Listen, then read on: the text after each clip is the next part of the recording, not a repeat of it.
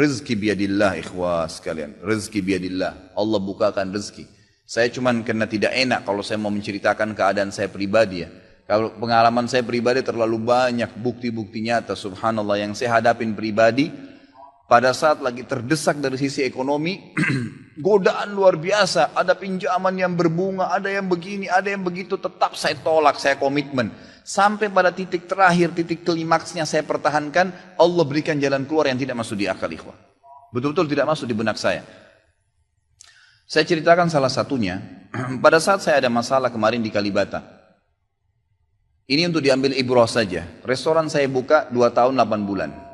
Kemudian saya pertemukan antara omset sama bayar sewa dan ya, service charge-nya. Karena di mall ada service charge maka tidak cukup, tidak berimbang.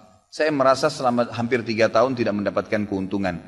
Lalu saya berpikir untuk menutup restoran itu. Dan pada saat itu subhanallah saya berpikir restoran ini sudah saya tutup aja deh. Saya jual aja. Mungkin dengan kesibukan dakwah, beberapa ikhwah juga yang saya amanahkan di situ sudah ada yang satu yang sudah niat mau kuliah, udah nggak bisa lagi lanjut. Saya bilang oke lah baik. Selama 3 bulan vakum, nggak bisa bergerak sama sekali. Pada saat itu subhanallah 1 rupiah pun ikhwah saya nggak punya duit. Allah jadi saksi saya bingung waktu itu bagaimana caranya untuk mencari jalan keluar nih. Jual restoran pun akan dilelang dalam kondisi murah. Restoran itu sudah besar asetnya. Ini gimana caranya saya nggak punya duit. Mindahin ke tempat lain butuh uang untuk sewa. Gitu kan, membuka lagi butuh uang yang baru untuk membayar sewa yang tertunggak, gitu kan. Tidak dibongkar juga akan dibongkar paksa. Ini kalau ada waktu tentu sampai waktu tentu, kalau tidak ini akan dibongkar paksa. Subhanallah, godaan luar biasa. Ada yang masuk saya tidak tahu dari mana SMS masuk ke HP saya, pinjaman dengan bunga yang ringan 250 juta sampai 750 juta terus dari banyak perbankan saya nggak tahu tiba-tiba masuk. Saya tidak pernah iyakan, selalu. Gitu kan, saya cuma berusaha ikhtiar berdoa sama Allah, tawarin kepada orang kalau ada yang mau punya saham dengan saya. Subhanallah, pas titik klimaks 3 bulan kemarin, 3 bulan tutup ya sementara, dan saya sudah berpikir mau jual pun sempat saya tawarkan belum ada yang beli. Saya tiap hari saja berdoa. Di masjid ini saya kedatangan seseorang, jemaah pengajian saya, bukan jemaah pengajian sebenarnya, dia rutin mengikuti ceramah kita ya yang diupload di YouTube dan tinggal di Paris. Orang Indonesia, orang kita tapi tinggal di sana. Datang selama ini dia selalu kalau saya punya program gali sumur diikut. Ada program kemarin badal haji, ditipin uangnya. Selalu program sosial diikutin sama dia. Subhanallah pada saat lagi dia bilang sama saya SMS, Ustadz saya mau ke Jakarta, saya ingin hadir pengajian Ustadz langsung. Saya bilang baiklah kalau gitu silahkan fadlan.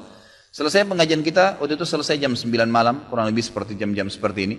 Lalu kemudian dia datang sebelah saya belum pernah lihat orangnya. Lalu dia salaman sama saya, dia bilang, Ustadz saya Pak John Firdaus, dia bilang sama saya gitu. Terus saya bilang, oh iya Pak, saya belum paham nih. Dia bilang, saya yang dari Paris Ustadz. Oh antum, terus salaman lah, ngobrol-ngobrol. Sampai ke mobil gitu kan. Saya sempat kasih dia beberapa buku yang biasa saya bawa di mobil. Ini akhi mungkin antum bisa baca-baca di sana sama keluarga dan seterusnya. Sebelum berpisah, dia bilang sama saya, Ustadz saya sempat bawa teman ke Kalibata. Kok saya mau ajak makan tutup tempatnya Ustaz? Oh iya ceritanya ada tunggakan pembayaran yang belum saya bayar dari sewanya karena tidak cukup antara omset penjualan dengan ini. Oh gitu Ustaz iya. Kira-kira butuh berapa biaya? Saya bilang mungkin saya butuh sekitar 250 juta untuk memutar kembali restoran ini. Karena butuh ada tunggakan 168 dan saya harus dengan biaya operasional sekitar 250 juta. Rencananya memang saya mau buka saham kalau memang ada yang mau masuk. Dia bilang sama saya tiba-tiba ini cuma mau berpisah di sini di depan masjid ini dia bilang sama saya, Ustadz kalau Ustadz bilang, saya baru saja kemarin masukin anggaran dana saya 400 juta di satu perusahaan. Kalau saya tahu saya akan ikut sama Ustadz. Ya sudahlah akhi, qadarullah nggak apa-apa gitu kan. Tapi kalau emang Ustadz mau, saya coba pikirkan nanti saya pertimbangkan. Kira-kira berapa? Saya bilang saya akan buka saham 250 juta itu 10% dari omset antum akan ambil. Karena aset restoran sekarang 2,5 M. Baiklah, dia bilang sama saya gitu. Saya pulang ke Paris ini, hari Senin saya berangkat. Saya bicara sama istri, saya langsung kasih berita ke Ustadz, lalu saya kasih. Baiklah saya bilang kalau begitu. Dia pulang, subhanallah, saya pikir ya sudahlah. Ini mungkin dia mau pertimbangkan lagi. Malamnya, pada malam itu juga, dia tiba-tiba SMS ke saya, dia bilang, Ustadz setelah saya musyawarah sama istri, saya akan transfer ke Ustadz dengan jumlah 250 itu. Supaya bisa bergulir dan saya siap mengambil 10%-nya.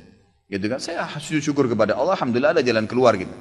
Subhanallah saya ke Kalibata, saya bicara besoknya sama GM-nya. Saya ngobrol, ini gimana jalan keluar, saya sudah ada duitnya sekarang dan mau diputar. Oh udah gak bisa Pak Khalid. Ini kan sudah 3 bulan vakum. Udah gak bisa, harus Dibongkar, udah tutup, nggak bisa lagi. Kalau Pak Halid mau pindah tempat lain silakan. Atau mau buka sini kembali harus ganti nama. Baiklah, saya coba kembali kepada Allah SWT lagi berdoa, ya Allah berikan petunjuk, ada apa sebenarnya ini, bagaimana jalan keluarnya. Hati saya subhanallah cenderung untuk keluar, gitu kan. Udahlah mungkin saatnya untuk keluar dari situ, karena memang selama ini ada teman-teman saya berikan masukan juga yang sering datang, akhi di sini parkiran susah, akhi di sini kadang-kadang tidak ditahu dan seterusnya, lebih baik kalau ente keluar. Saya tiba-tiba berpikir mungkin saya keluar deh, saya iseng aja di condet saya mutar-mutar, coba deh saya cari ruko, mungkin ada, dengan 250 juta daripada saya bayar ke Kalibata, mendingan saya sewa ruko, mungkin bisa sewa 2 tahun, ya, mungkin 75 juta, 100 juta per tahun, saya bisa dapat 2 tahun, lalu saya coba gulirkan lagi. Dengan izin Allah, di depan rumah, di Jalan Raya Condet itu dekat rumah orang tua saya, ada satu ruko, 2 ruko disambung, 3 tingkat, dan ruko itu bekas travel haji umroh, gitu kan. Pas dipasang spanduknya disewa, dikontrakin, gitu kan. Saya langsung tanya, saya telepon, setelah saya tinjau beberapa lokasi, kemudian saya telepon.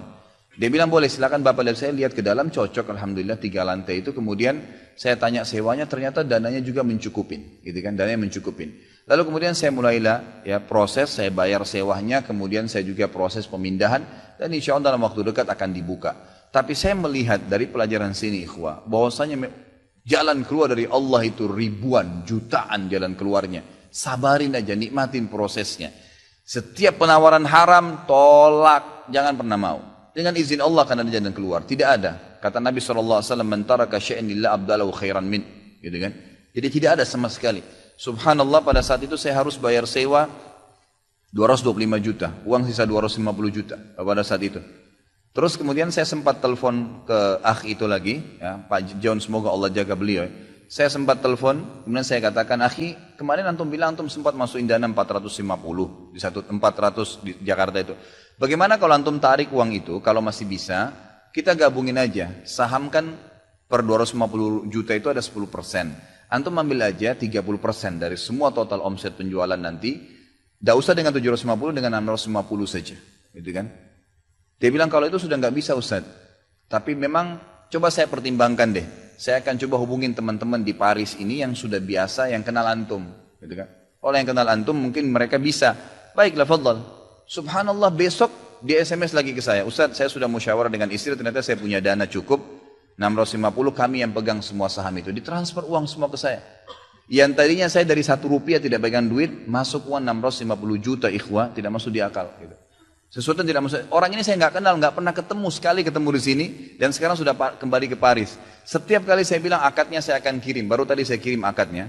Sudah nggak apa-apa Ustaz, saya percaya. Akhi ini bisnis loh, bisa untung rugi. Sudah paham Ustaz.